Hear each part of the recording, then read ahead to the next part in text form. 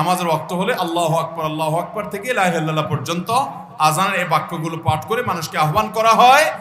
এবং এই সম্পর্কে আল্লাহ তাআলা কোরআনে কারীমে সূরা জুমার মধ্যে বলেছেন, ইযা নুদিয়া লিস-সালাতি মিন ইয়াউমিল জুমআহ, জুমার দিন যখন আযানের জন্য ডাকা হয়, এই যে ডাক হাইয়া আলাস সালাহ, হাইয়া আলাল ফালাহ, এই ডাকের কথা আল্লাহ বলেছেন। তাহলে এটা নবী করিম সাল্লাল্লাহু আলাইহি সাল্লামের সময়ে মদিনার জিন্দেগিতে আসার পর এটা নবী সাল্লাল্লাহু আলাইহি সাল্লাম এক সাহাবীর স্বপ্নের উপর ভিত্তি করে চালু করেছেন, এবং তিনি যেটা চালু করেন ওইটাই শরীয়ত, ওইটাই ওহী। কারণ মা ইয়ানতিকু আনিল হাওয়া ইন হুয়া ইল্লা ওয়াহয়ুন ইউহা, তিনি মুখ থেকে কোনো কথাই বলেন না, যাই উচ্চারিত হয় এটা ওহী, আল্লাহ কর্তৃক নিয়ন্ত্রিত। এখন প্রশ্ন হলো, নবীজি আজান কখনো দিয়েছেন কিনা? উত্তর হলো, উনি কখনো আজান দিয়েছেন বলে আমরা জানি না।